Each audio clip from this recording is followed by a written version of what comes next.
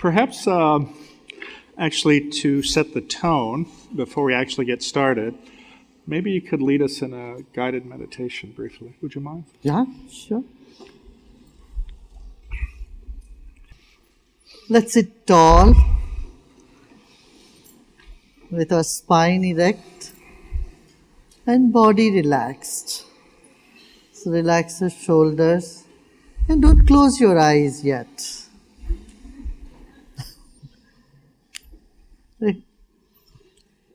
Now you are looking at me, right? Now I am the scenery and you are the seer. The yoga means getting, or meditation is getting back to the seer. So take your attention from the scenery here onto yourself. That is, let's lower our side to about 30 degrees. If you are looking straight, it is 90, 1/3 of it. Look down or right in front of you and keep your spine erect, shoulder relaxed. And let's keep our body still and immobile just for 3 minutes.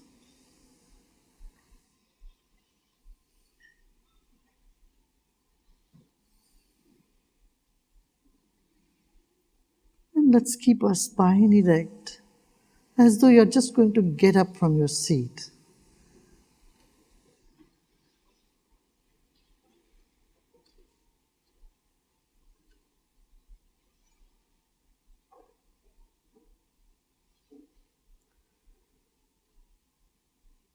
Our body is still and our gaze is fixed. Now let's move our eyeballs. Just roll your eyes clockwise and 3 times, and anti-clockwise 3 times.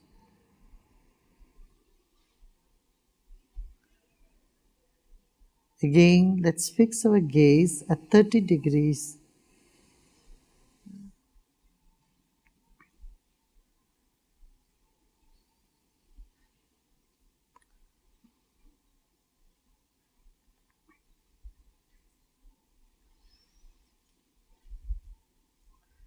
Now you can observe your breath, the natural rhythm of the breath, and become aware of the space behind your body.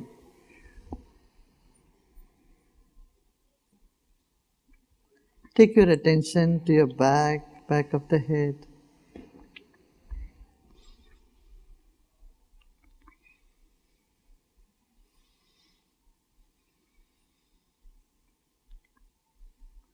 And let's lower our eyes to just 2%. Let's keep our eyes open, just 2%.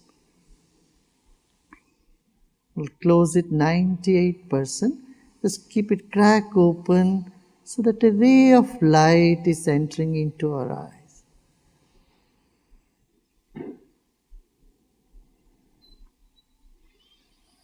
Let's take a deep breath and let go. Another deep breath in and let go. Let's not close our eyes fully, only 98%.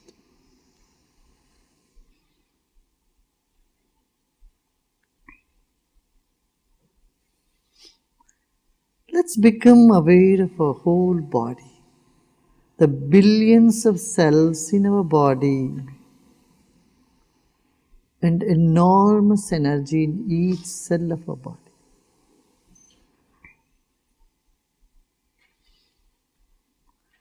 Let us honor our own body. It's a precious gift to us from nature, from God, from nature. Let's honor our own body.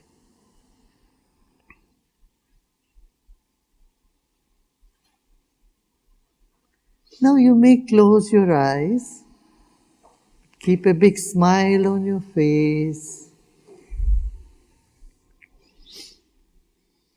big smile.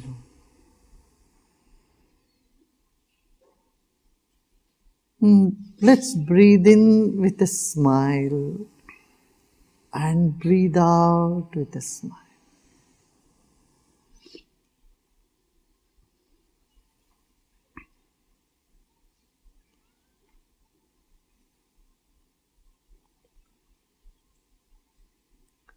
Let us become aware of the air all around us and inside of us.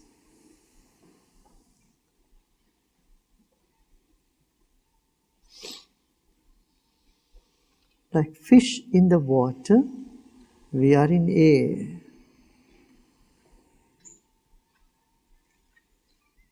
Another deep breath in and relax.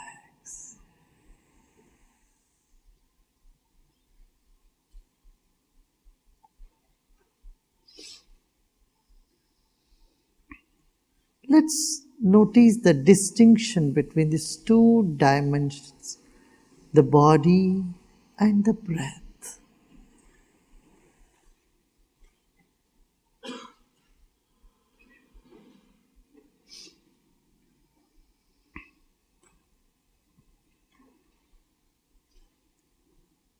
Let's move on to the third dimension, the mind.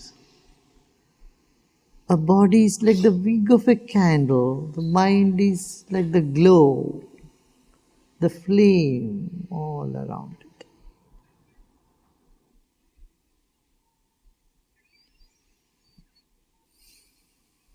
Another deep breath in and breathe out. Let's keep sitting tall. Let's pull all our energy from every cell of our body to the top of the head. Let's take our attention there to the top of the head.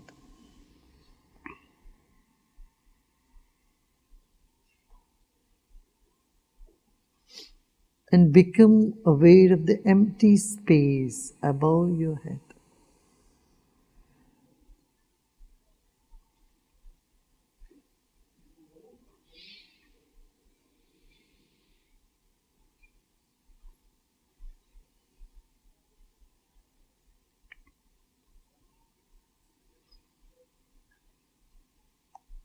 Body still, eyes are fixed. The mind is slowly becoming stiller.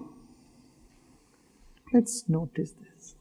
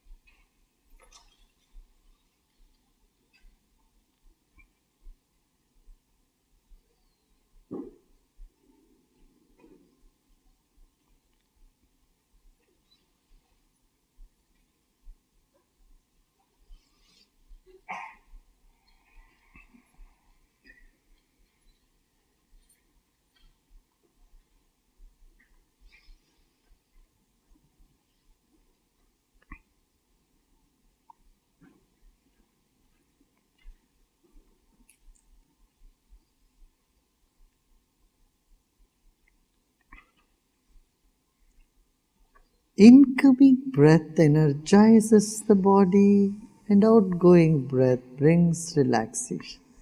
Let us become familiar with this phenomenon.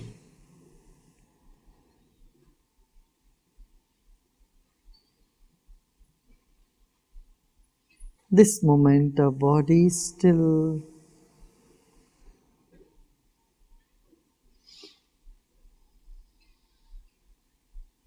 Breath is becoming feeble. Mind is getting stiller.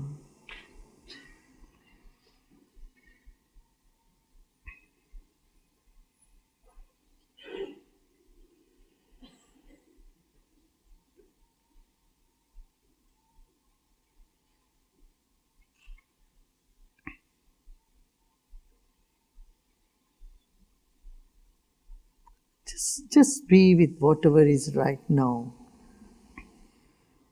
Let's just accept the tension or any discomfort we have right this moment. Let it be.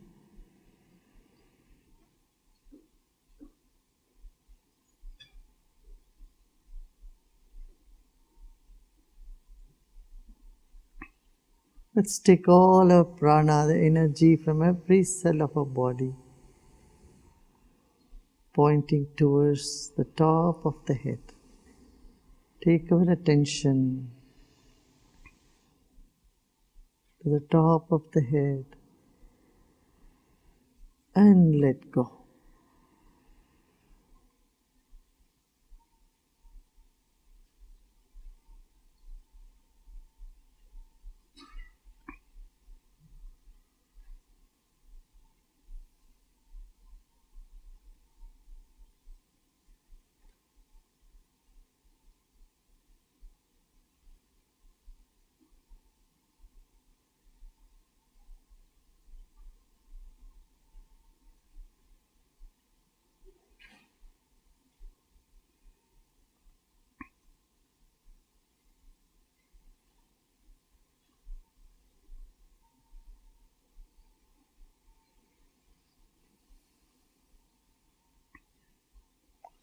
Once again, let's breathe in with a big smile and breathe out with a smile.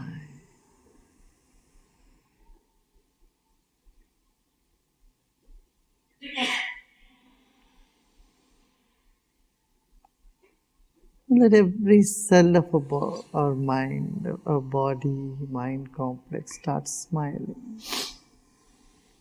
Let the smile percolate through the whole body.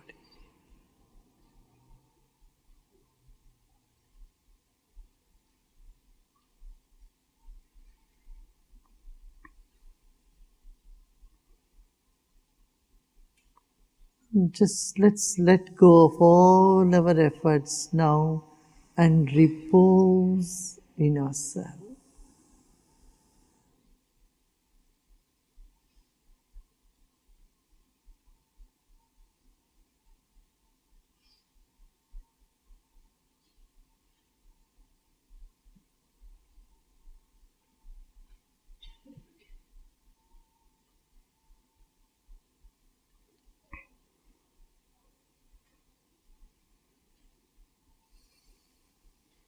You are peace. You are love.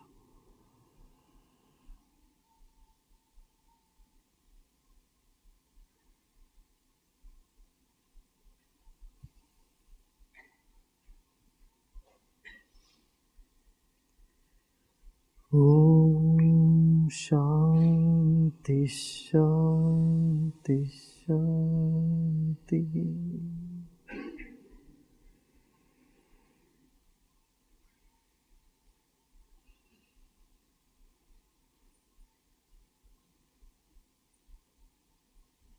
Just relax more and more.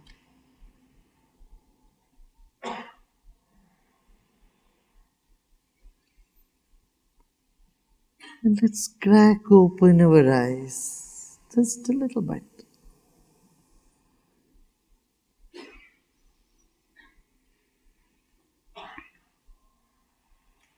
And breathe in as you see a ray of light passing through. And breathe out. Relax your shoulders. Another deep breath in and breathe out.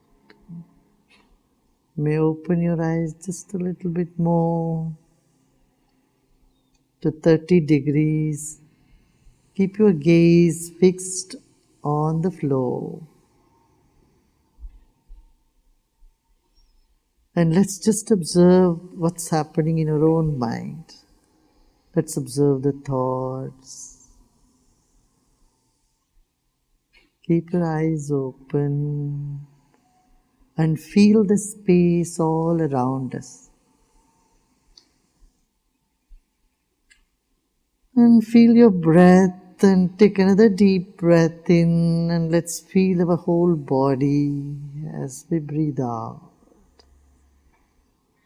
Let's come back. You may blink your eyes a little bit. And keeping the smile, now you can open your eyes fully. Wonderful. Was it good? What could be better? How is everyone this evening? There are some seats up in the front here if anybody would like. I see that person out there. So please feel free to come up. Well, I mean, I didn't. There were a few seats up front here, but please, if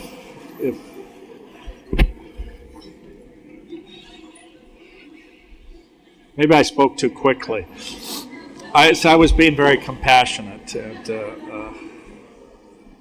are there any other seats that are open in the front for anyone? Mm-hmm. Are there some over here? Welcome, all of you. Thank you so much for coming. I see a lot of old friends in the audience and hopefully some new friends.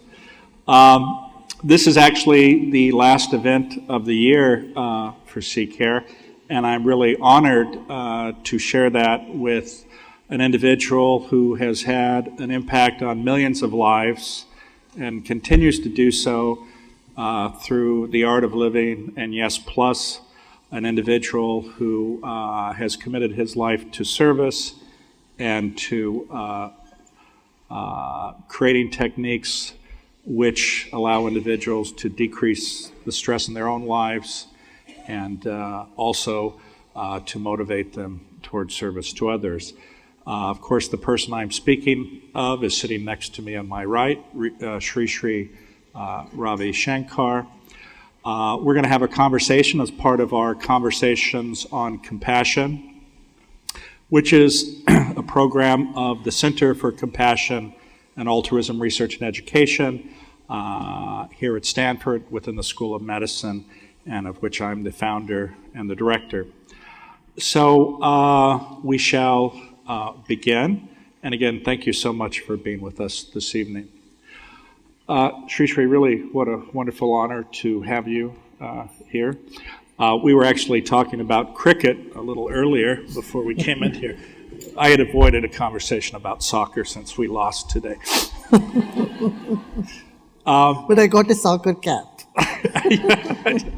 Yes, yeah, I gave him a CCARE cap, and he did wear it, but he didn't wear it so our logo was up front. He was wearing it backwards, like a rapper. So I didn't want to say anything.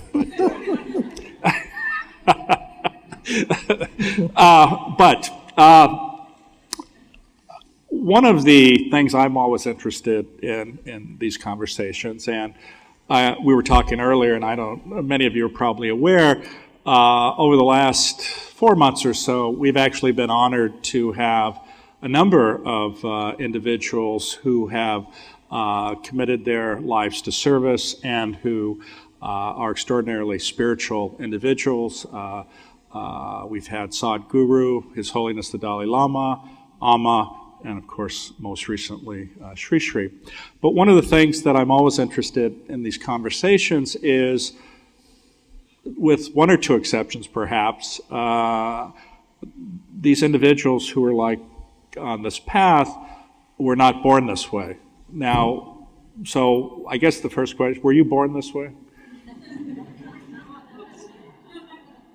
You know, we're all born the same way.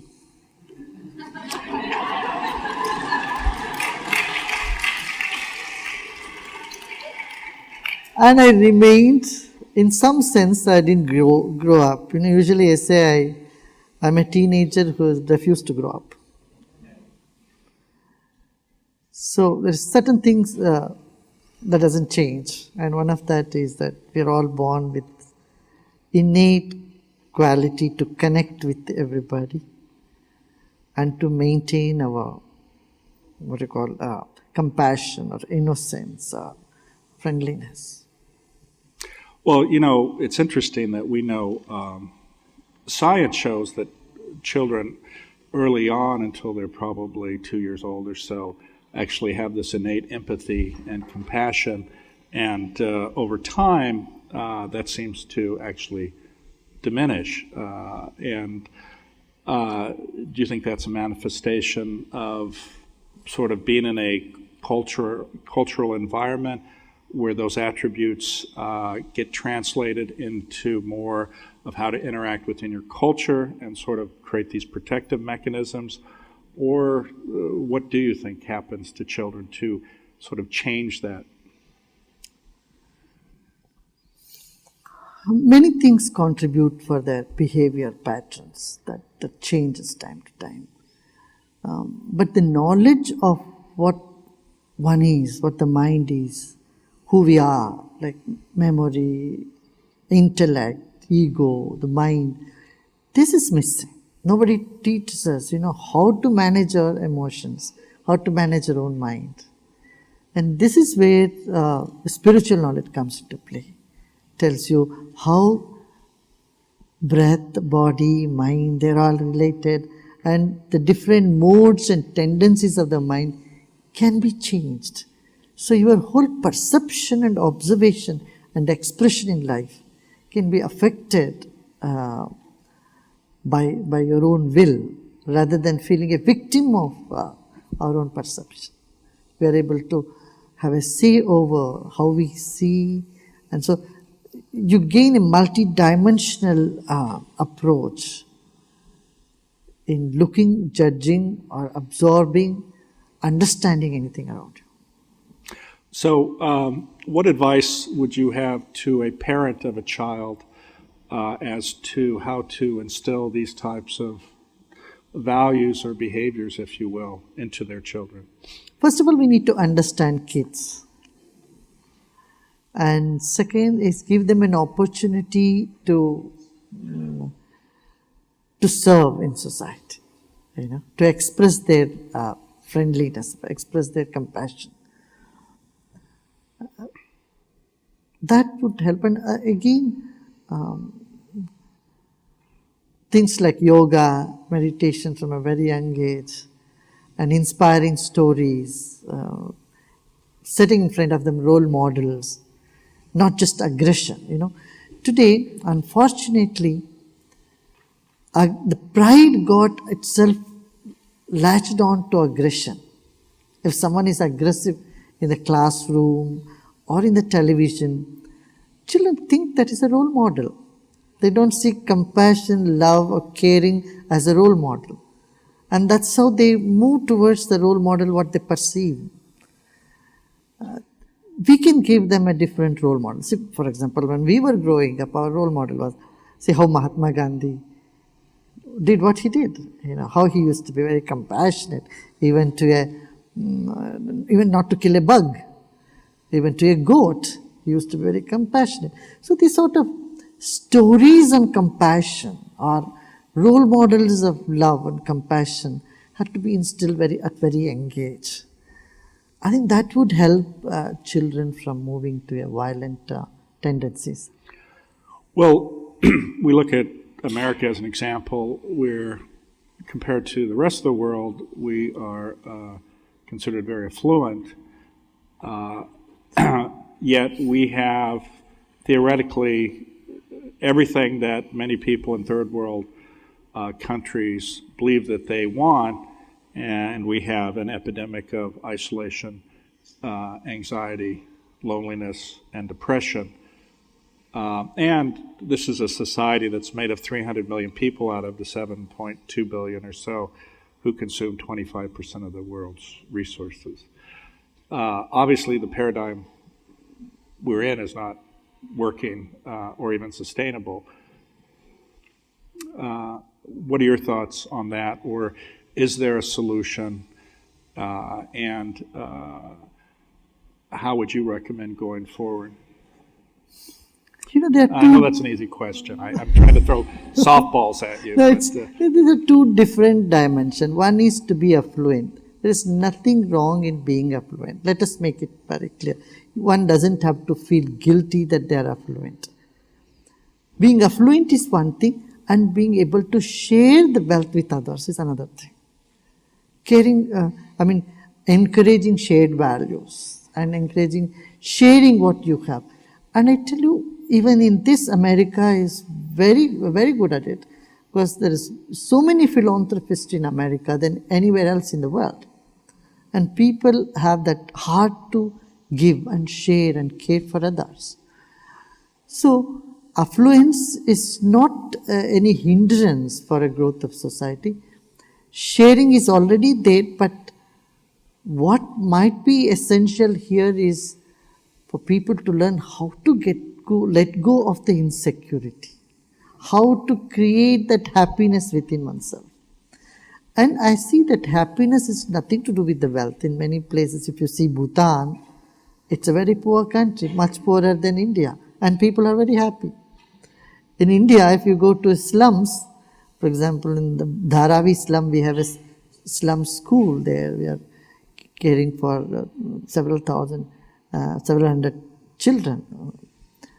And there, the kids and the parents, the smile, the confidence, the happiness you find in them, you don't even find in the affluent area.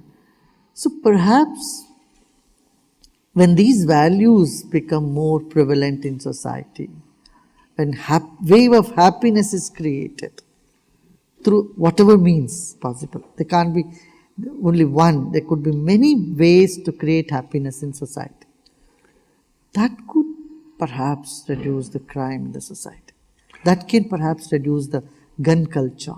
Because the gun culture is because of anxiety and lack of trust in the other.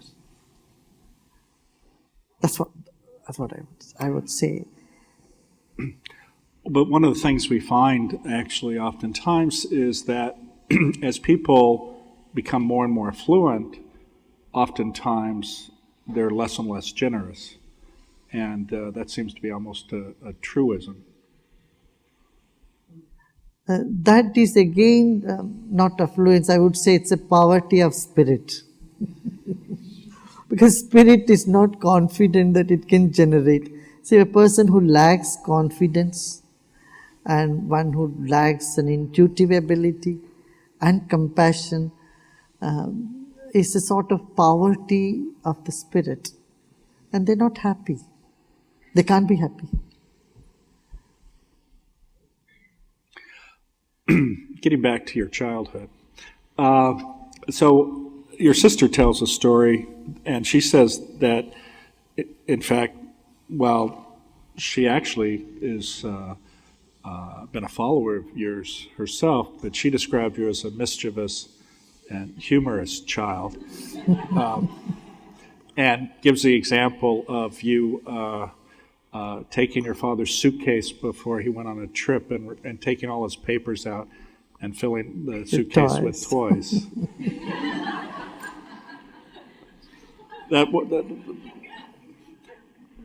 Yeah, it caused a lot of embarrassment for him. He went to a board meeting and opens his suitcase and all the toys pop up from that.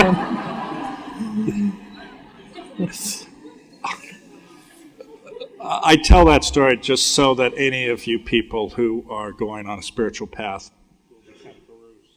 there's still hope for you. So, just to let you know that. Spirituality need not be too serious, there is fun. I always say, my first book is known as God Loves Fun. So, you should take it light, create a lighter atmosphere. Humor is something that puts grease in a very conflicting situation. Whenever there is friction, humor can uplift the whole atmosphere. And goal of spirituality is to uplift the spirit, uplift the whole atmosphere. And of course, humor plays a role in it. Actually, we were talking earlier about the fact that obviously Sri is a very humorous individual, and But you spend time with the Dalai Lama or Amma or some of these other individuals, Desmond Tutu, and people who oftentimes have had extraordinary periods of suffering in their own lives. And the extraordinary thing, as it seems to me, is that experience itself has made them understand how important humor is, and not to get so wrapped up, and to always keep a lightness of spirit. And I think that's really important. Yeah, of course, suffering does brings a resilient one's spirit. But I tell you, it's not necessary you have to go through the suffering. If you have that soft heart and keenness of awareness, you can see others suffering and you can learn from that also. It's not necessarily an individual has to go through all the ordeal. That's what I would feel. I haven't had any such big suffering, but to say that for me it was a very different journey. Well, it's interesting though, because sometimes there are people who look to people who they think are affluent or successful and somehow think that they're not suffering, and oftentimes these individuals actually have deep suffering, perhaps in a different way. But, well, maybe we can talk a little bit more about your own background. Now, you went to university, but soon thereafter actually began a relationship with Maharishi Yogi. And maybe you can tell us about that, or what was it in your own upbringing, or maybe what was it that you were seeking or wished to obtain by that relationship? What allowed that to happen, or what was it about? Actually, I was, I was reciting Gita at a very young age. I don't know how it came to, how I was reciting, I myself don't know. But when Maharishi Mahesh Yogi was touring India, doing the science and spirituality, Vedic science and these conferences, Veda and science conferences, so I was invited to be part of it. That's how we started. Then I went to several of his seminars. Then I spent some time with him. That's how we got into it. Because my teacher was Sudhakar Chaturvedi. He was a big scholar of all the 4 Vedas. Very rarely you find a person of that scholarliness. So perhaps in my teenage I would say something or write some essays which appealed to people at the time. Maharshiji liked it very much. So he had invited me to be part of the whole So your own project. teacher's now 116? Is that right? Yeah. Wow. Actually, it was interesting. You were saying Mahatma Gandhi was his student, and then you became his student after that, and he didn't have any other students. No, he didn't have. Is that because you were a handful, or?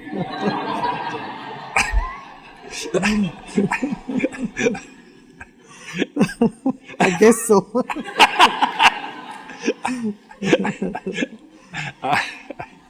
Or he was a little too old by then. He used to tell us every day some stories of, what was his days with Mahatma Gandhi was like, and very inspiring. So when we grew up with these stories of role models of compassion, of non-violence, of caring for others. I think that has helped very much in the whole generation. When we were talking earlier and just now about role models, and it seems as though we look at Western entertainment, television, movies, that actually are the antithesis of these values, yet they're spreading all over the world and having, actually, I think, in many ways, a negative impact. Do you have any thoughts on that? I couldn't get the question. So, Western culture, movies, films, oftentimes they are centered around violence.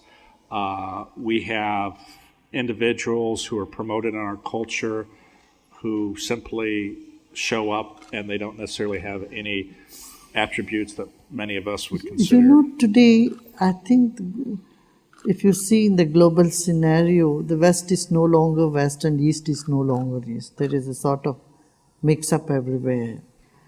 So you will find all these violent things in the East as much as it is in the West. But there is an awareness that's growing up these days. People are being conscious that the impact, the ill effects of these things on the society.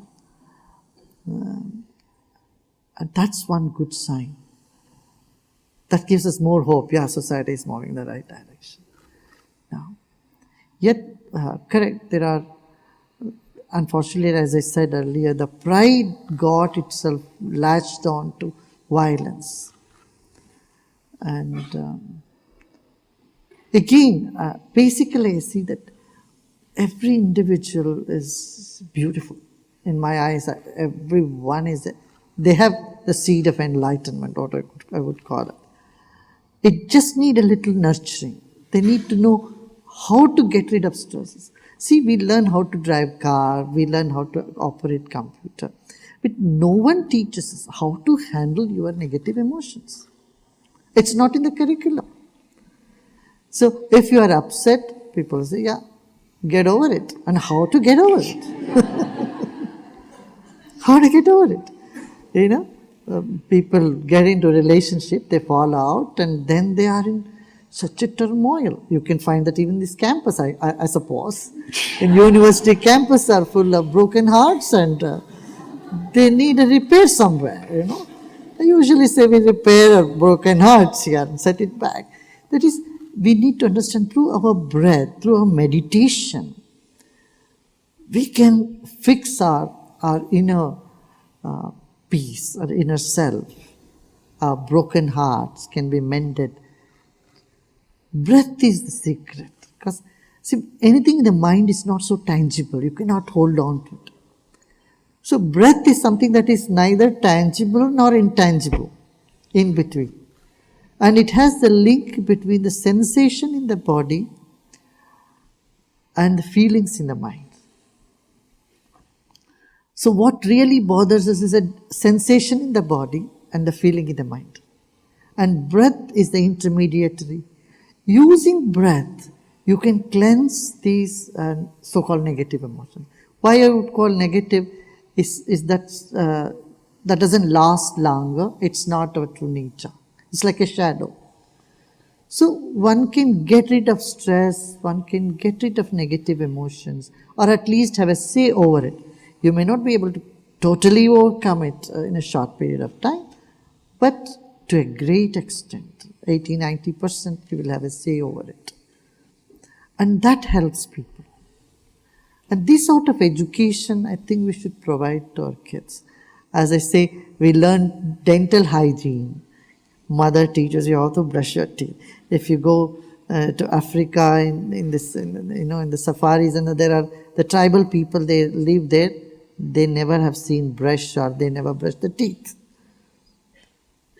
But we all grew up knowing how to brush our teeth because it was part of the culture. Like dental hygiene, I would say we need to have mental hygiene also. And spirituality is the knowledge of mental hygiene. How to keep yourself fresh, free from the negative impressions in the mind. So again, coming to compassion, compassion also should not be misplaced. Misplaced compassion is no good for society. Like breathing in and breathing out, we need passion, we need dispassion, and we need compassion. All three has to exist. People without passion cannot achieve anything in their life. So you need passion. Especially youngsters, they need to have a passion. If they lack passion, they get into depression. So passion is essential. But only passion, this has been the problem. Only passion will lead to disappointment and despair. So you need to have little detachment, that is dispassion. And dispassion is where it's like, okay, you did a lot of activity and you take some time to sleep, rest. You let everything go and you relax. You switch over to the side. And meditation is part of that. The ability to let go and move forward, that I would call as dispassion. And in between, we need compassion, which you are an expert of.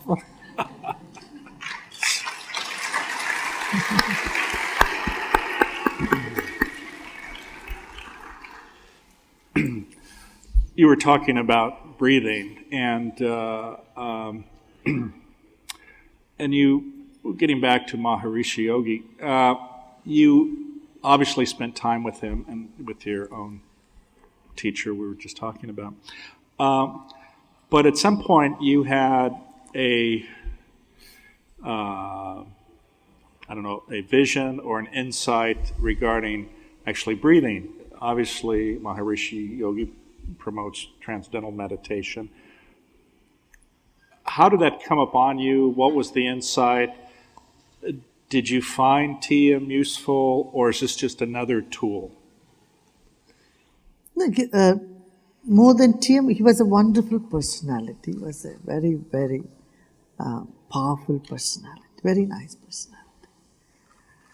And of course, TM it's changed the life of millions of people. But I felt there's something coming up. There is something that is needed more. So I took 10 days of silence in 1982, 81, 82. At that time, then I came up with this. It just came to me like a poem.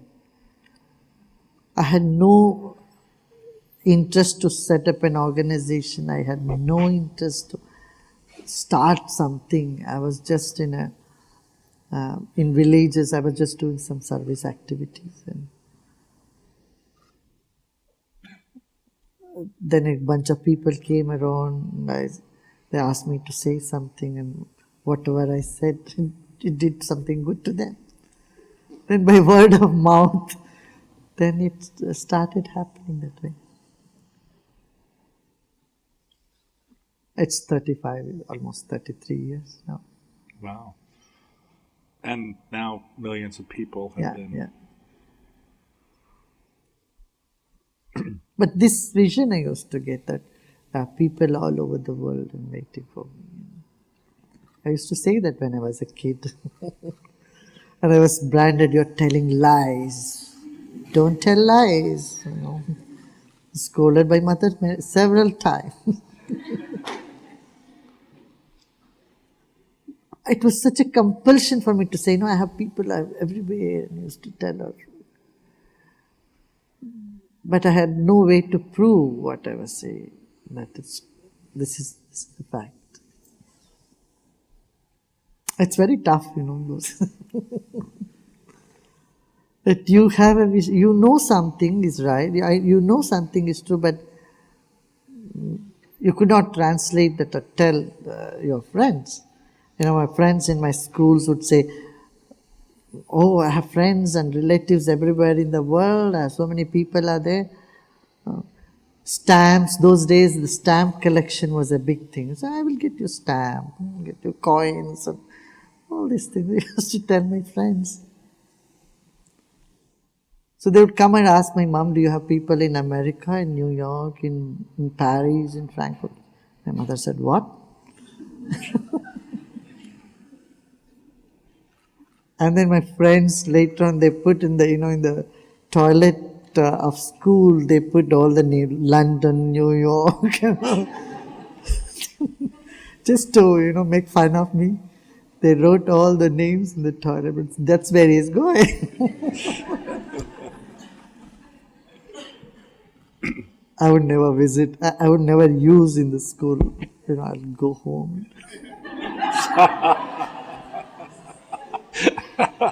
Maybe that's the secret. Just you hold it. You just It gave me a lot of endurance to use the use the bathroom in the morning, at home, and come back only at lunchtime, at 12 or 1 o'clock, 2 o'clock. This is probably only venue where you have actually heard that this is the secret. Where do I go from there?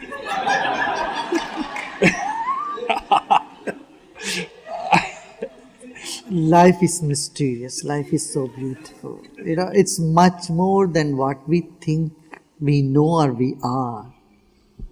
It's so huge, so vast. I mean, our consciousness is something which it's such a mysterious thing, such mystic that you cannot really understand. You can live it, maybe. And it amazes you every time you go layer after layer after layer, you go deep in. So all I would say is life is a journey from an ugly, I don't know, to a beautiful, I don't know.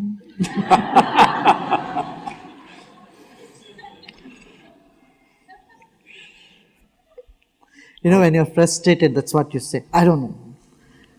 With anger, if anyone asks you a question, when you're frustrated and agitated, say, I don't know. But I think the journey from there is beautiful. I don't know. What do you say? I don't know. I expected that all. We set that up, actually. Well, I'm interested in science. And one of the things we have found is that through breathing, you can actually really have a profound effect on your autonomic nervous system. And I think this is one of the realities of this. And what we find is that fear and anxiety are when our flight or fight or mechanism or this reptilian brain of ours feels threatened. And this type of breathing actually takes you from that position to really what many people would consider our default mode, which is engagement of our parasympathetic nervous system. And this is the system that promotes social connection, gives you a sense of calmness, actually really is associated with increased creativity, what we call flow, and also really puts your executive control of that part of your frontal lobe really also at its best. What happens with fear and anxiety is those get shut down, and then when you have fear and anxiety, it's very difficult to function.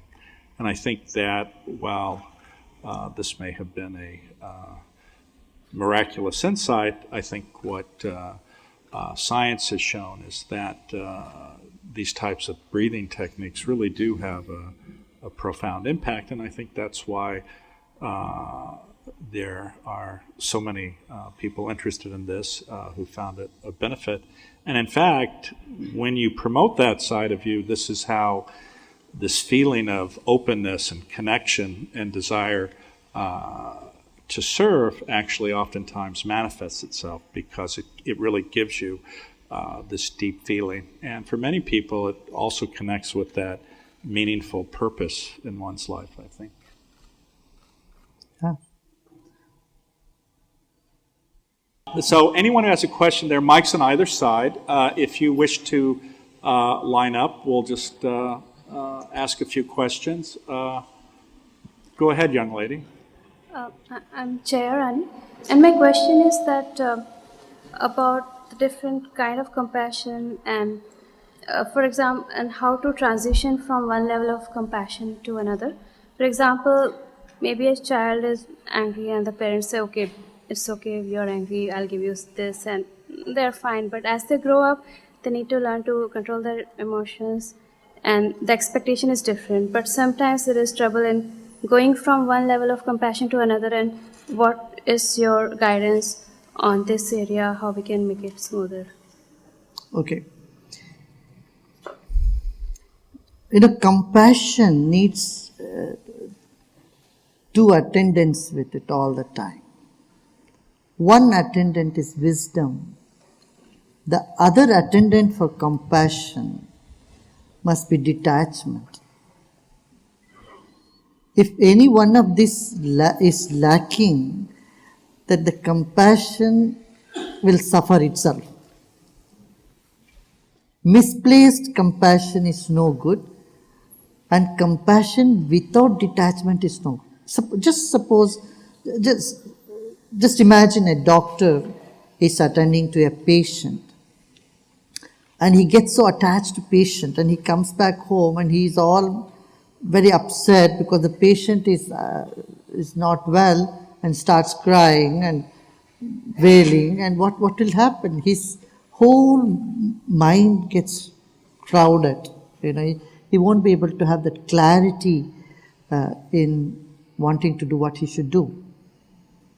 The ideas won't be clear. So detachment is essential. Doctor or a nurse could be the best example. They do the job, but they are not attached. Whereas the family member of a person who is in a hospital is not in the same state of mind as a nurse. So they won't be able to take care of the person as well as nurse or a doctor does. That's why every doctor, if they're very close, someone very close to them are there, they usually refer to other doctors or take the help of other doctors in that case. So detachment or dispassion is one accompaniment of compassion. Another is wisdom. For wisdom, I can give you one example. There are many homeless people. In Los Angeles, the other day, some of our people who are doing social work here said, we are giving food to the homeless people. Okay, it's good for some time. We want to give it continuously on a daily basis. I said no. Because look at them. If they are sick, if they are invalid, then we must do it. If they are young people who have a lot of energy, who can work hard and earn their bread, should be given that opportunity rather than making them lazy. Do you see? So then we are doing something wrong to them. Same way, in India, if you drive somewhere, there are beggars who would come.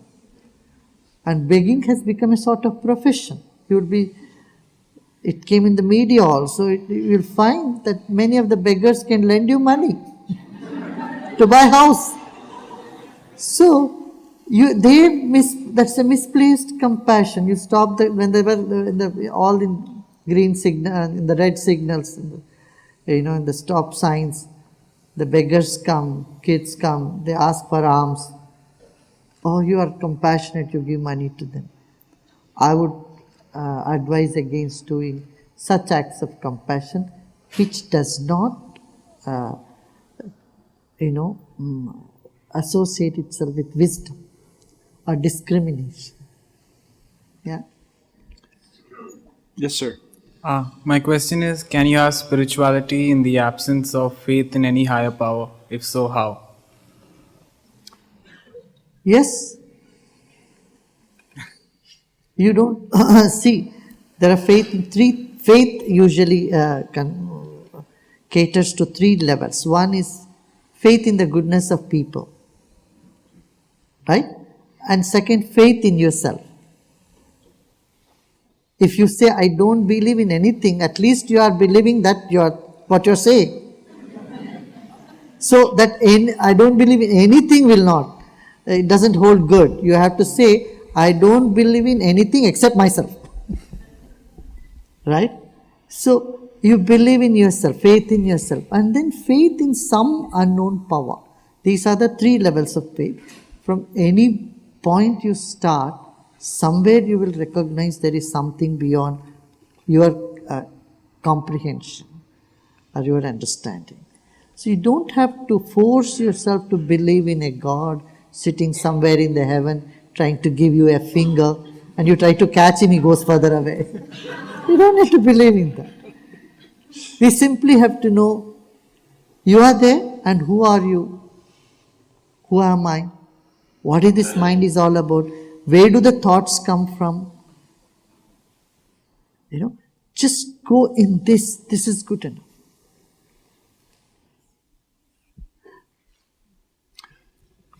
Yes, I'm interested in the breathing techniques that you mentioned, Dr. Doty, and the research and how that ties to compassion.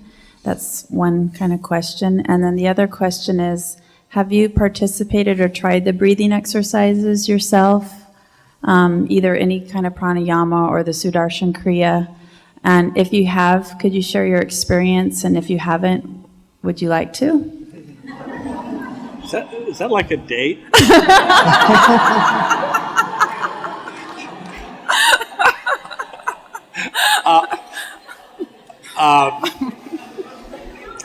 Wow. This is certainly turning into an interesting conversation. I think there is now a fair amount of evidence regarding breathing techniques for increasing vagal tone, which then is associated with an increase in parasympathetic nervous system output. And that side of your autonomic nervous system engages that within us, which gives us this desire for social connection. And I didn't go into this, but if you look at our evolution as a species, to have theory of mind, to have abstract thinking, to have complex language required an enlargement of our cortex, a prolonged gestational period, a very small litter. As a result, that offspring required being taken care of for about a decade and a half by the mother. So there were these very integrated components into our DNA, if you will, associated with nurturing, bonding, caring, and recognizing the suffering of your child, if you will. And so that's an innate part of us, and that is where, if you will, this sense of compassion and concern for others. And then as we evolved into hunter-gatherers, which was tribes of 10 to 50, which was our primary survival strategy in a hostile environment until 8 or 10,000 years ago, there was an absolute requirement of a couple of things. One is that you recognize the emotions or the feelings or the suffering of another, because by not doing so, that put the group at risk. And so that was an inherent component also, which was promoted as we evolved.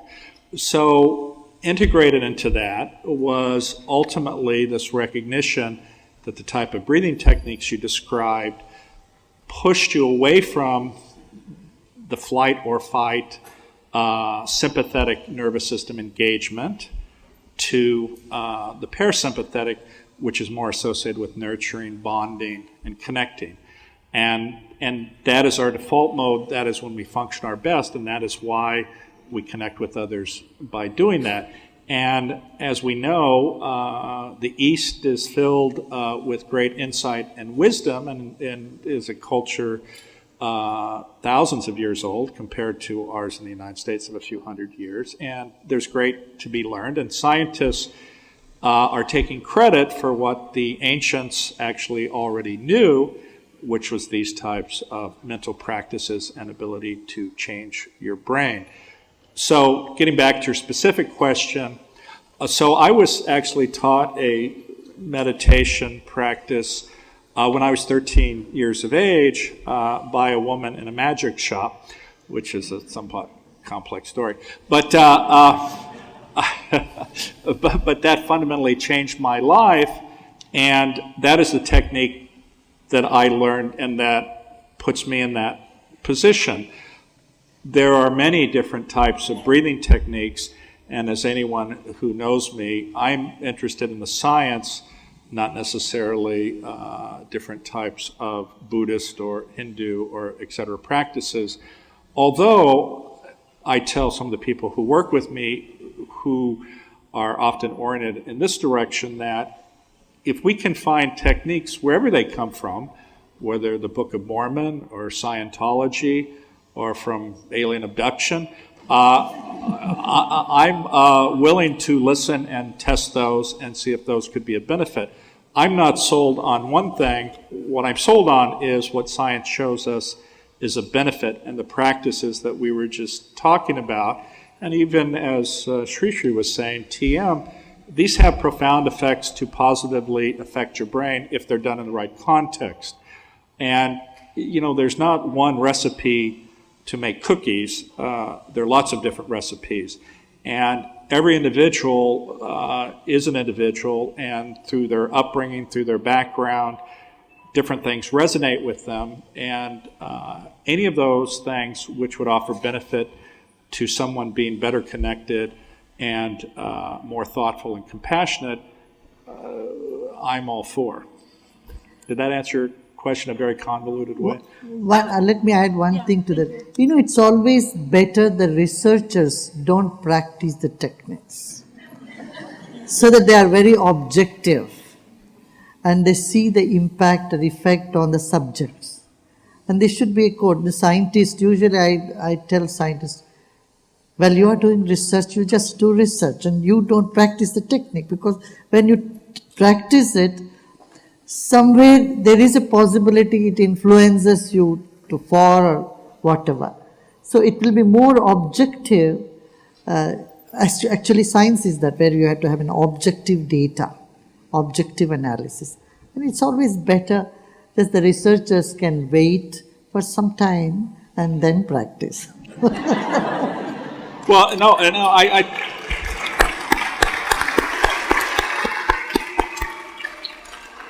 and I think that's absolutely correct. In fact, frankly, we see scientists now who are swayed in one direction, absolutely insist that their particular practice or what they're promoting is the way. And you have to be very careful about this, because it's like the pharmaceutical companies who do the research. Oh, no, those guys are always honest. What are you talking about? Well, and that's the other thing. There's also publication bias, because what gets published, it's stuff that works. It's never the stuff that doesn't work, right?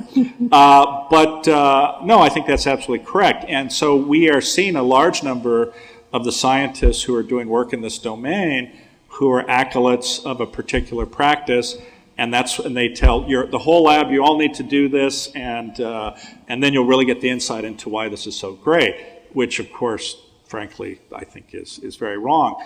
As I just said, I have no interest in any of them, because I sit up here with different people who are really incredibly self-aware, who spent many years in different types of practices. And I'm not sold on any one, as you see, because I hang out with them all. I just like hanging out with them. But the reality is I'm not sold. I'm interested in techniques that improve people's lives and make them more compassionate and serve others.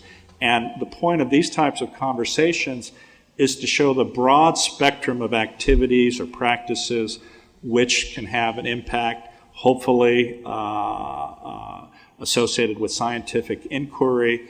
But even if not, if they work for certain people, I'm all for them. So I don't want you to know I try not to be biased, although in some ways I am. Here you go. Hi. Okay, keep the clack. Okay. You mentioned being young and when you were a child and knowing certain things but not necessarily knowing how to prove them. And, given everything that we just discussed about the focus on science and using science as the proof, I was wondering if you could speak more about your journey and your path to prove those things from your childhood. I think it's what's the time now? No, you can't get out of it that way. We have plenty of time. We'll just take as long as... No. What time is it, actually? What? After... Oh. So we have a few more minutes. So... Well, there are a number of incidences. Here, Michael Fishman is sitting here. He has written a book, Stumbling into Infinity. He has put some of my anecdotes in that. There is one more, a French author has written. Maybe you can pick up those books and right now I'm not getting any specific incident that I had to tell and quote you. There are many, like everyone, all of our lives are a book by itself.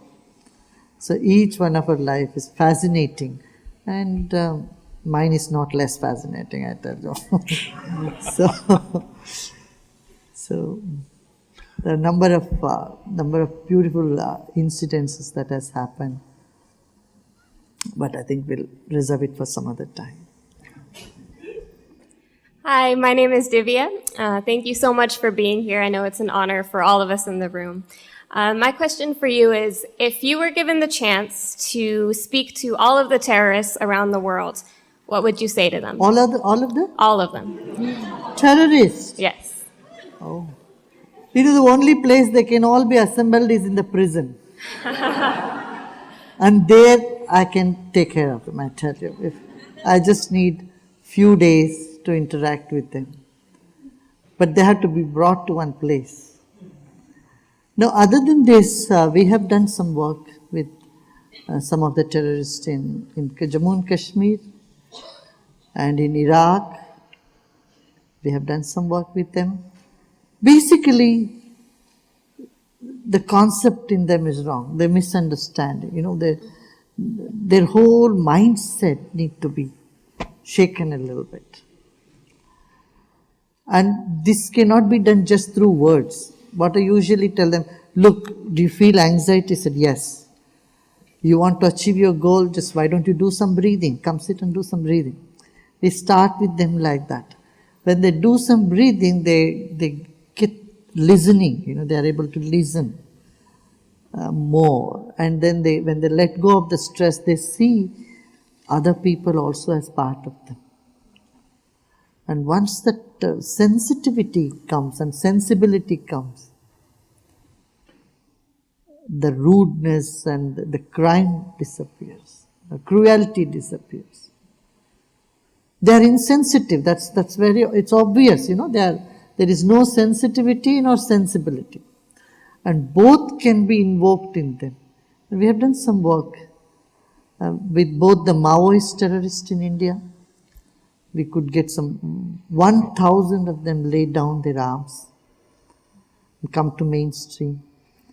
We have done some work with the Islamic terrorists. First we started in the prison, and then some of our teachers had the guts to go to the den in the forest and teach them and talk to them, give them a little glimpse of meditation. Since it's non-denominational, they're able to take it. Once they take it, they are human beings like us. Thank you.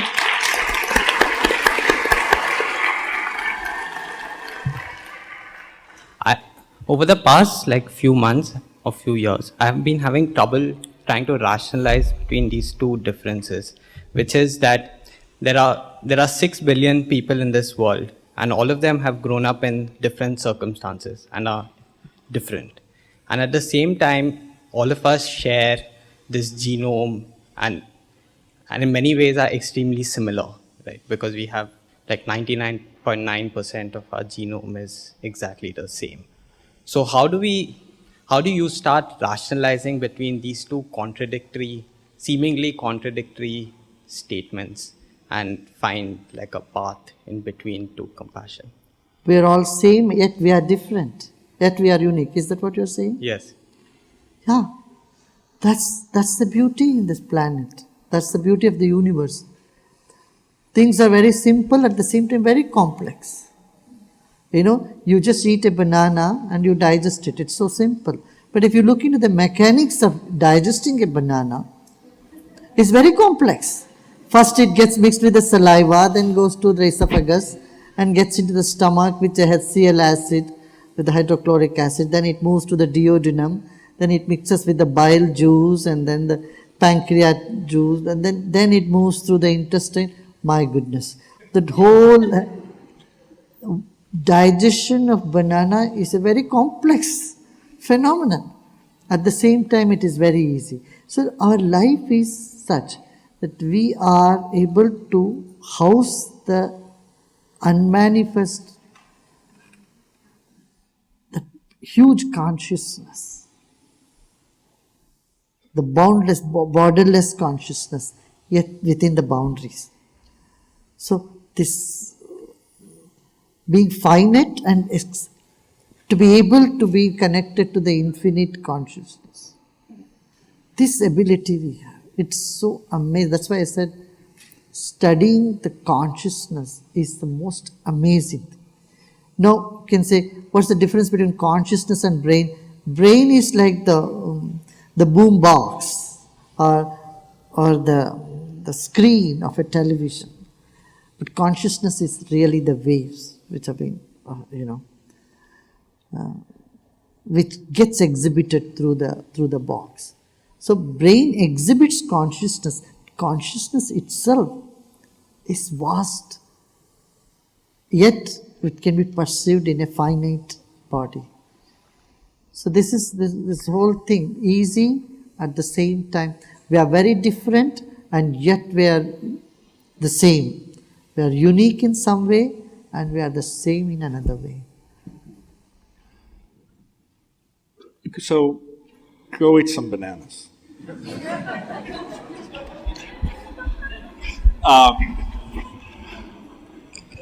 It's interesting because the challenge is, this young man has brought this point up, and I think it is very difficult to sort of deal with this paradox. It's the same paradox of people who have so much and actually oftentimes give so little.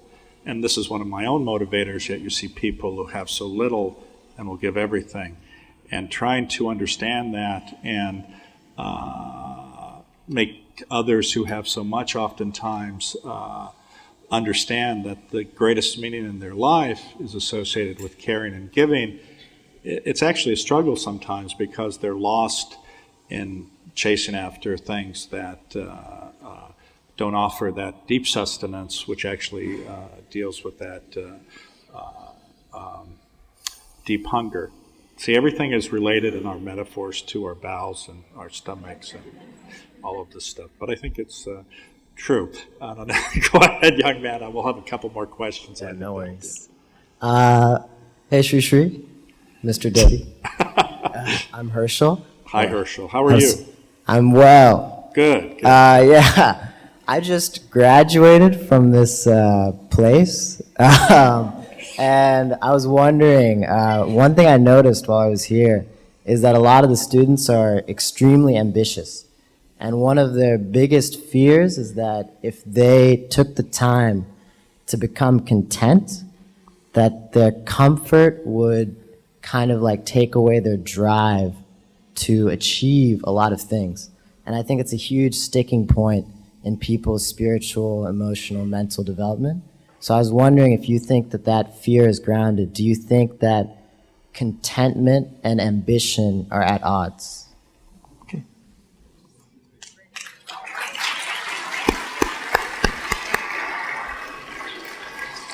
Yeah.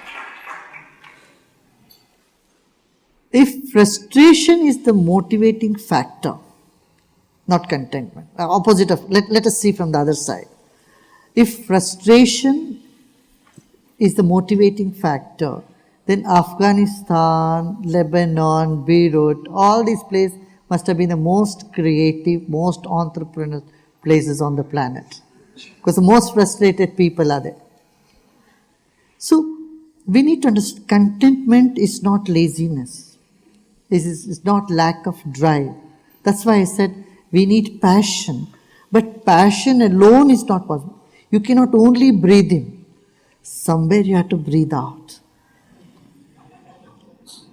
When you breathe in, you must breathe out. So, passion must accompany with dispassion. That keeps a person sane and balanced. Otherwise, just passion can burn you down. It can give you sleepless nights. It can create anxiety because you have a passion. And it takes time to realize your passion. When you have only passion, then then, because it takes time and you can't endure that time factor. You want it right away.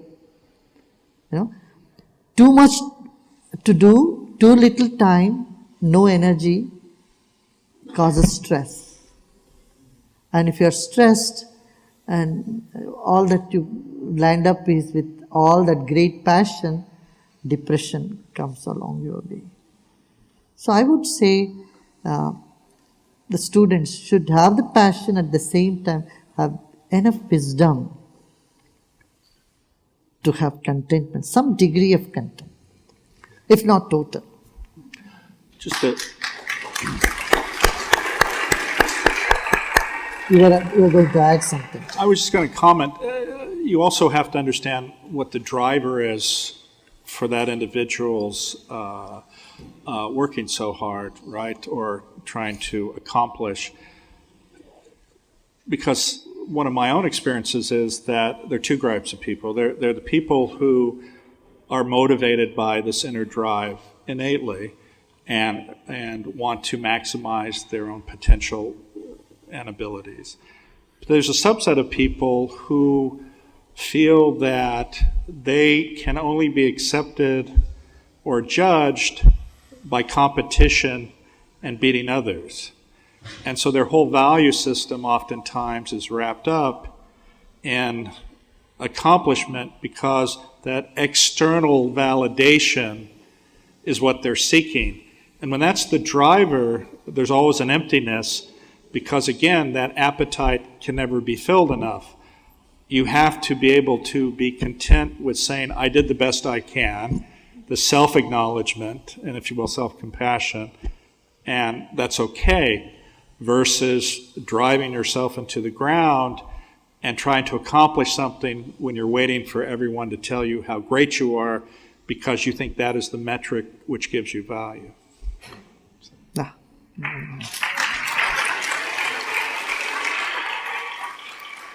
Yes, sir. Sri, is every individual who's alive right now, does each individual have a unique purpose? If so, does the collective humanity that's alive right now have a theme to that purpose? And how is that purpose different from, or how's that theme different from maybe 10 years before, and how different will it be 10 years from now? Why such easy question?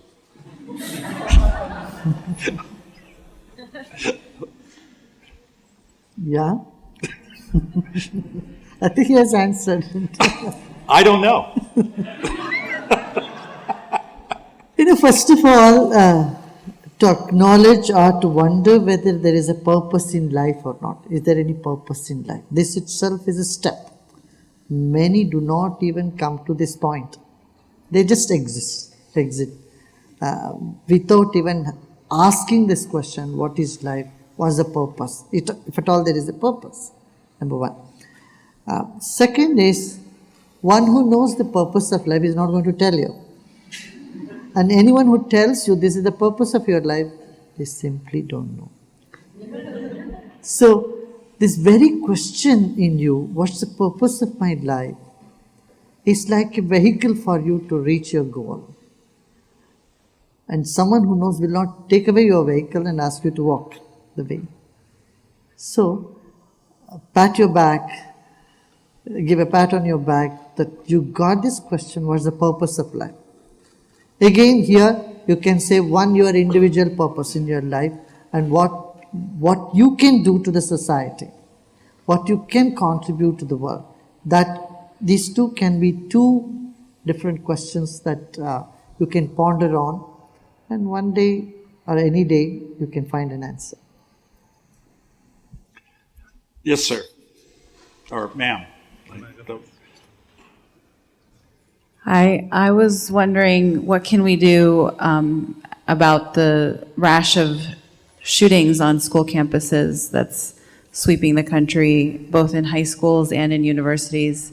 As an educator, I'm wondering what I can do and what's a response that we can have. We have developed a program called Yes Plus and Yes for School Children, This has worked in many district schools here around this country. I don't have all the details. You can ask some of the volunteers or some teachers. You can go into our website and find out. In Chicago School District, when they taught the children how to breathe, and so they said the violent incidents came down from 265 to about 62. So about nearly one fifth of the it came down to 1/5 incidences of violent clashes among the kids, among students. So I think it's very much possible if we teach children how to control their anger, their aggression, by giving them little glimpses of meditation, short one, 5, 10, 15 minutes of meditation. You empower them. You let them have that power, say over their own raging emotions. This is one possibility. There could be many such possibilities. Yeah. Okay. We'll have one more question. Dear Shishri, my name is Dana, and my question is, how would you describe the state of enlightenment, or perhaps the deepest connection with the Creator, and how would you know if you experienced that? Wow. I would like to answer this with another question. How do you know when you have a headache? You feel it. It's so obvious, right? Even the whole world stands on one side and tells you, you don't have a headache. You will say, you will disagree. You say, no. Same way. There's something that's so obvious, so real, feels that you are part of this whole. This body is just like a pebble hanging below a big balloon sort of feeling. That you are a nobody. Actually feels like you got back to your innocent childhood by which they have all come from there. I'd say, if you happen to find yourself, you feel that, oh yeah, I know. I've been there all the time.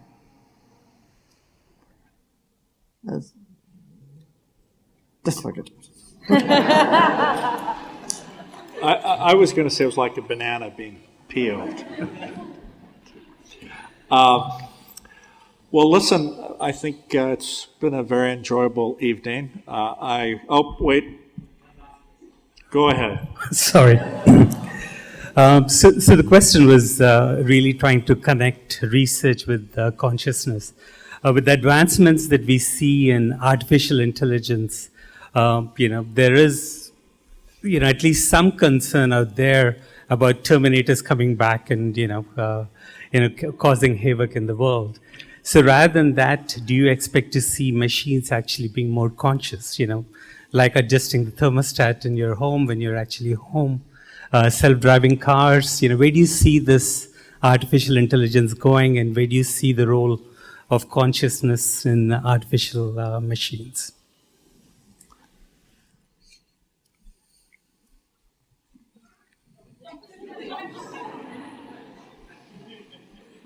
I can't say much about artificial intelligence because I'm not an expert. I have not studied much on that. But anything you see on this planet, any scientific discovery, any technological advancement is all done by the consciousness. There is consciousness behind every discovery, every new technology. Because it's through consciousness only these things have happened. That basic ingredient, that there was someone who is perceiving and from where the ideas are coming, that aspect I would call is your true consciousness. And for any such thing you need three things. Intuition, correct? Intuition comes from there, innovation comes from there, inspiration comes from there. So virtually you cannot separate consciousness from anything in the world.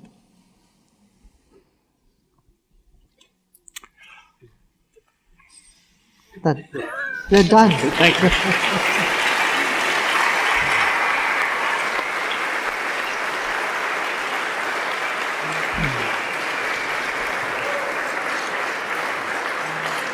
Well, thank you for coming and sharing this last CCARE event of the year. It's really been a joy, and I appreciate you following our work, coming to our events, and supporting our work. So thank you so much. Take care.